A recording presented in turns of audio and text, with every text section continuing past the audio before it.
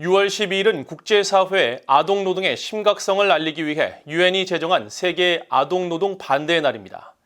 유엔 기구들은 북한 정부에 아동들에 대한 강제노동을 중단하라고 촉구했고 세계 최대 국제인권단체는 북한의 어린 학생들이 중노동을 하고 있다며 이것은 국제아동권리협약에 대한 정면 위반이라고 비판했습니다. 김영권 기자가 보도합니다. 세계 아동노동 반대의 날인 12일 서울 유엔인권사무소가 유엔인권 최고대표 사무소를 대표해 VOA에 보낸 공식 성명입니다. 유엔인권사무소는 성명에서 북한의 아동노동이 만연해 있다며 우려를 나타냈습니다.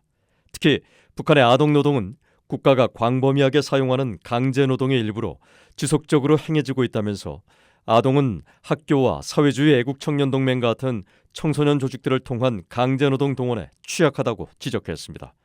또 이들은 종종 건설 현장과 광산 등 돌격대에 동원돼 가혹한 조건에서 광범위한 노동을 수행해야 하는 등 노동 착취의 위험에 노출돼 있다고 밝혔습니다. 그러면서 북한 정부는 어린이들의 교육과 건강, 휴식, 여가에 대한 권리를 방해하는 아동노동 등 강제노동 사용 관행을 중단하고 당사국인 아동권리협약에 따른 약속을 준수하라고 촉구했습니다.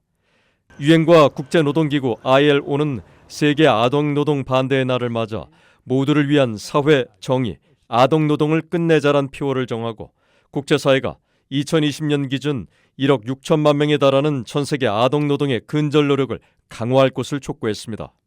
We must step up our fight against child labor by supporting greater social justice. If we do this, an end of child labor is not just possible, it is within reach.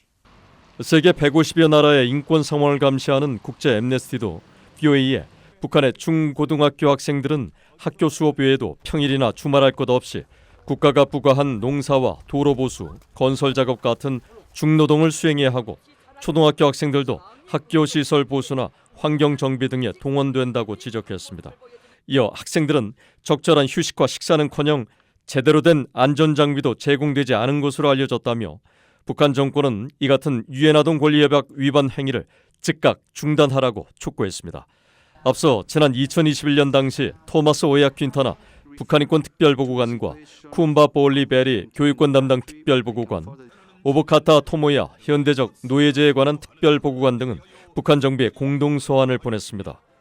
18살 미만 청소년과 아동들을 대상으로 탄광 같은 유해하고 위험한 환경에서 노동을 시키는 건 최악의 아동노동 형태이자 국제법이 금지하는 현대판 노예제라며 중단을 촉구했던 것입니다.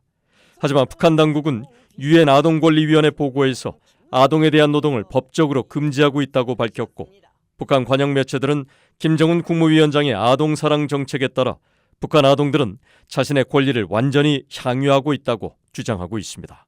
VOA 뉴스 김영권입니다.